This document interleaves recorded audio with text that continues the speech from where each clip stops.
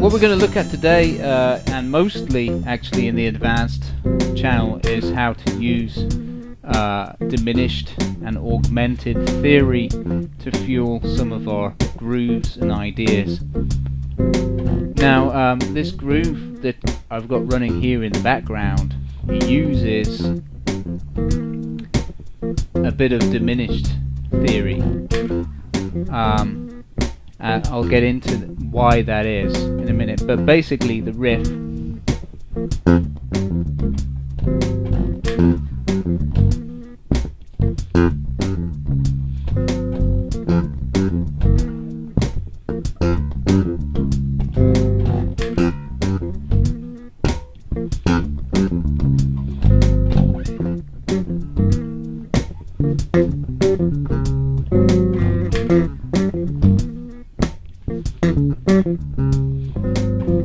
right? I'll just stop that for a minute and show you the riff actually. So all of you guys are familiar with all your scales, your arpeggios, your modes and everything else. Right here we're actually in the key of G, or are we? Because it's a G7 we're playing here. So we could technically be in the key of C major, right? But no, it's not that kind of sound. It's more of a G minor sound actually. But playing the dominant mode works, so you can play G Mixolydian over this. You can play G Aeolian over this even, or you can also play G Dorian as well. It's weird, right? Why do those all work? We'll get into that in a minute. Anyway, let's first of all learn the riff. So the riff is G, 7th, 5th, 4th, octave, 7th, 5th, root.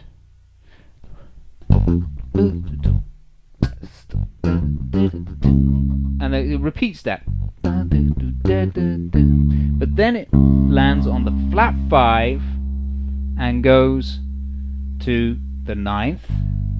And if you want to, you can put a little chord on top of this, make that, put the third, major third on top of that, make it into an A, could be an A flat major 7 or an A dominant 7, whatever you want.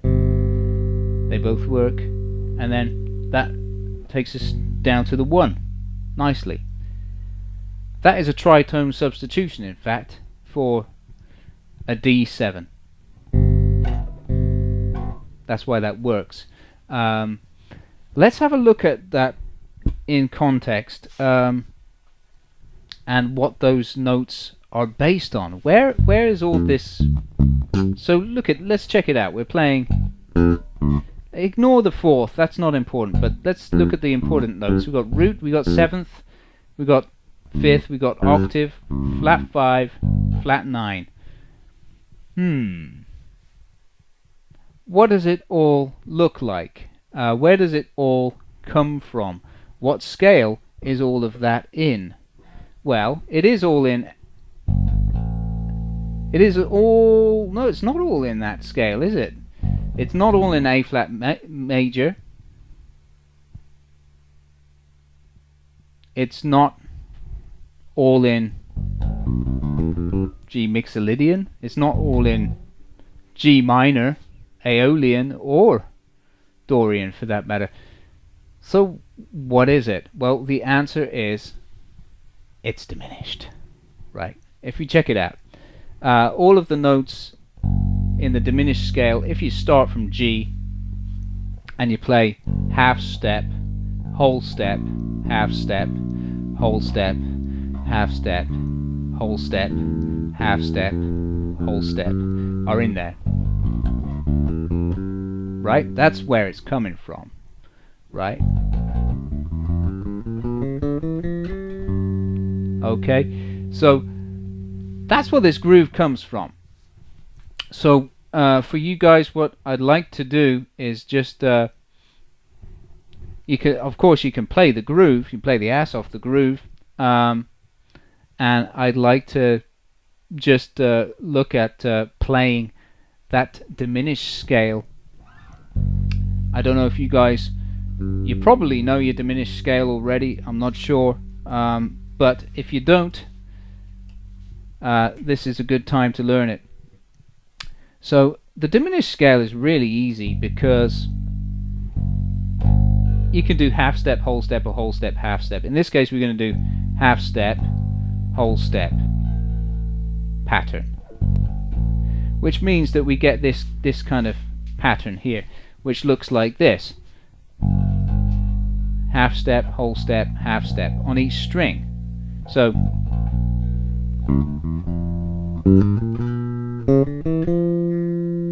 that sounds great, doesn't it? And that's just the scale. Let's see how that sounds over the loop.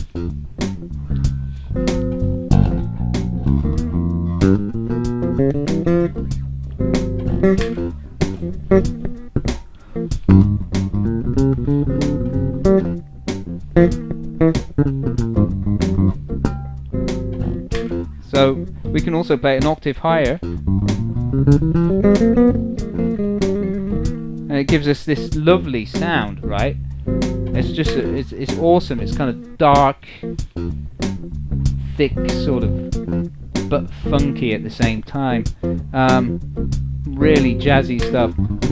So you get all this lovely tonality coming out of it. Like you can play licks inside the normal key.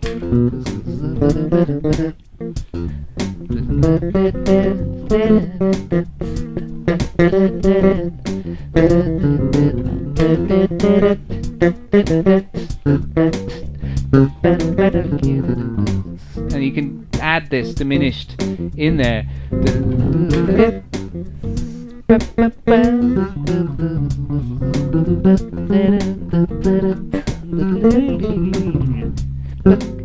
You know, it can really open up things.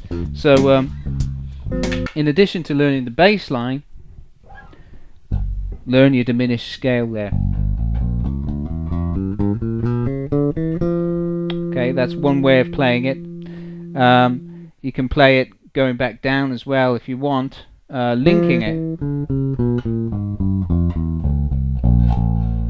If you want, you can play it that way, and then you can come back down the scale. You know, it can take you all over the neck. That's the beauty of the diminished scale. It's a beautiful connecting tool. I use it all the blooming time. Too much probably, but there you go. So I'm giving it to you in two positions. We'll start all the way down at the bottom of the neck, and we'll work our way up, and then we'll come back down from the octave and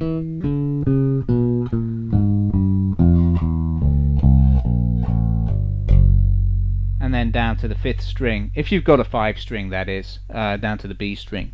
If you don't have a 5 string, don't worry about it, just stop there. Alright? So it's not actually a difficult exercise, but once you get that going, it's really effective and very useful for playing licks and playing outside. So what I'm going to do is leave you.